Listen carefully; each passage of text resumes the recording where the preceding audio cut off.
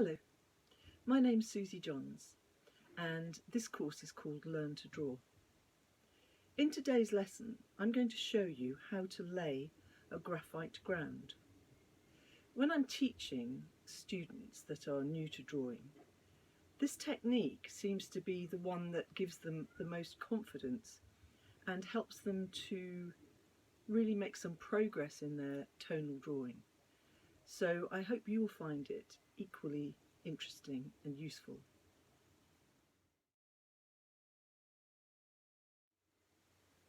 I'll start by showing you a few different methods of laying a ground, and then show how it's a really good technique for preparing sketchbook pages. Then we'll look at using a pencil eraser as a useful drawing tool, and then I'll set you an exercise. I'm just using a medium cartridge paper, which is perfect for this. Use a soft pencil, like this 6B, and if possible sharpen it so that the lead is nice and long. You could use a graphite stick if you prefer. Holding the pencil as flat as you can, start shading the area that you want your ground to cover. Try not to use too much pressure, but just build up to a medium tone. You can use something to smudge the pencil marks. It could be a paper stump, a cotton wool ball, cotton wool pad, a cotton bud for small areas, or a paper tissue. And just use your chosen material to rub the pencil marks gently in a circular motion so that they become smudged. You can build up the tone, continue building it up with your pencil by going over the area. And again, don't use too much pressure. The idea is to produce an area of soft, velvety tone. So on to the second method. A small piece of sandpaper is a useful thing to have in your pencil tin for sharpening the point of a soft pencil. You do this by holding the pencil quite flat and rubbing the point against the sandpaper. And as you can see, this produces graphite powder on the sandpaper. Tip the powder into a small container. Now take a cotton wool ball, dip it into the graphite powder and use the cotton wool to spread it onto the paper. Rub it in using a circular motion. Once again, you're aiming to build up a medium tone.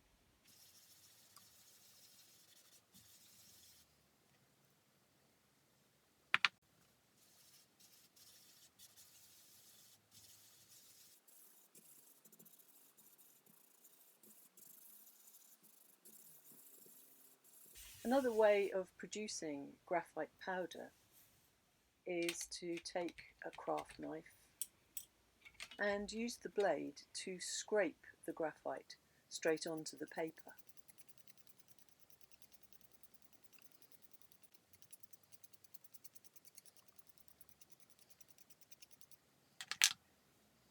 Rub it in as before using a sort of circular motion and aim to build up a sort of medium tone that's nice and smooth and velvety. For the fourth and last method, I'm going to introduce you to a special tool.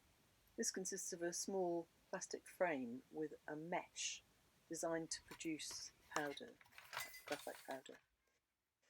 Here's the packaging. It's by Derwent and they call it a sprinkler. By rubbing graphite across the metal mesh, you produce a powder, place a container underneath to catch it. And you can use any type of pencil, but a graphite stick seems to be the best option.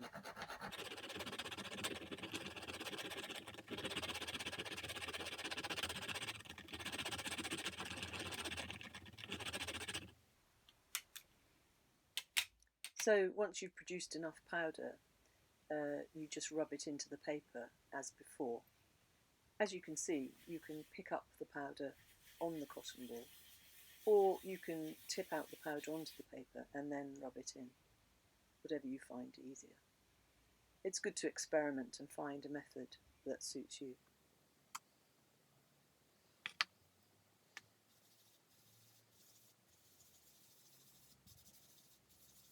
So these tonal areas are what's known as a graphite ground.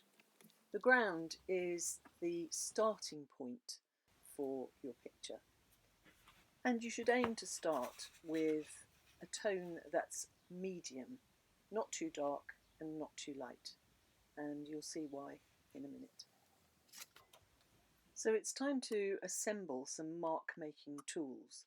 As well as your pencils, you'll be using an eraser. Now this could be a block eraser, it's just a familiar plastic eraser. It could be a fine eraser, a slim eraser, because these are really good for rubbing out fine details. You might even want to try a battery operated eraser.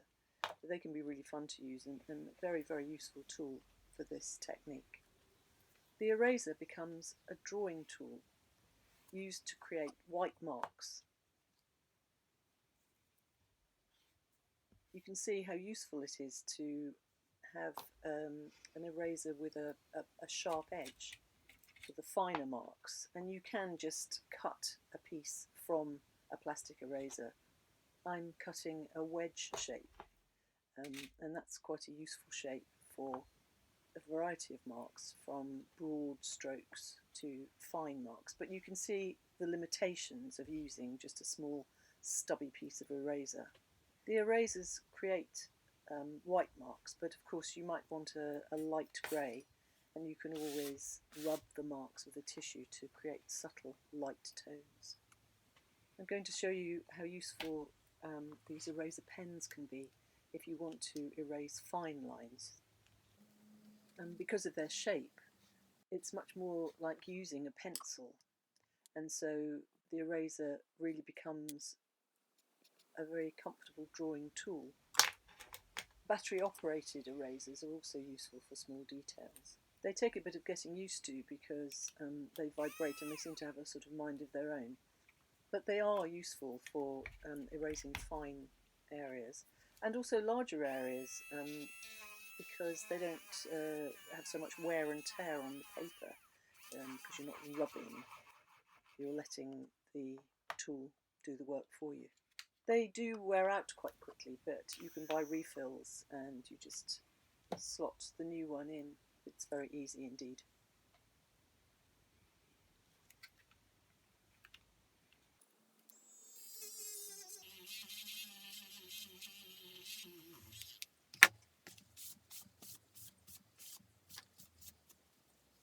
I said earlier that you should aim to create a medium tone, and that's because if the area of ground is too light, it's difficult to see the erased marks, the white marks that you make. So it's a good idea, certainly when you're starting out with this technique, to try and create a medium tone.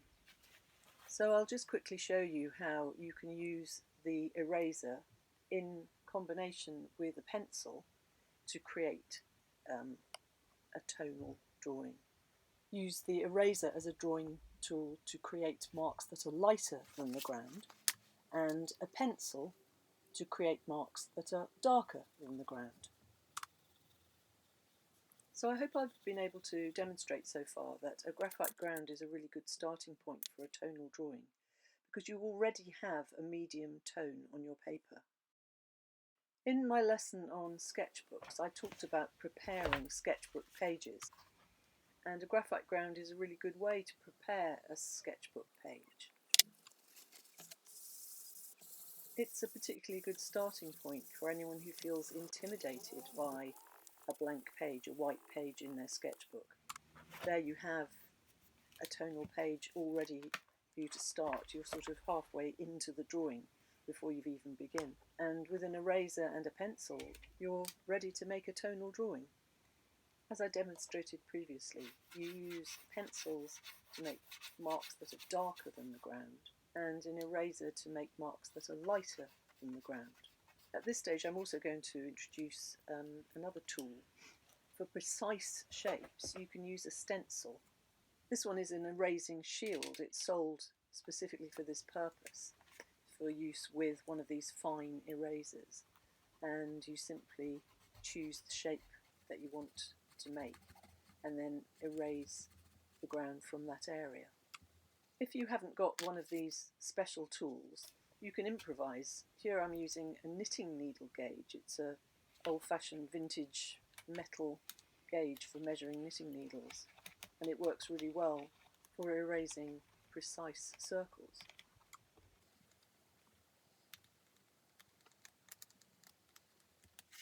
Try experimenting. This is a small metal stencil that I found in a junk shop.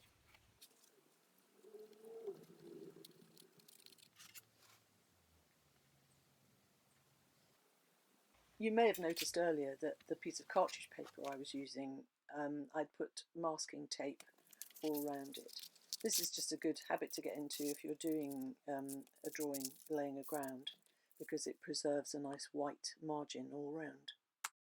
So let me set you a project to practice this technique. In lesson 5, which was blind contour drawing, I suggested arranging some cutlery in a pot, and I'm going to suggest this same subject matter for your tonal drawing using a graphite ground, because they're easy things to find around the house, and also because their shiny surfaces are great for a tonal drawing.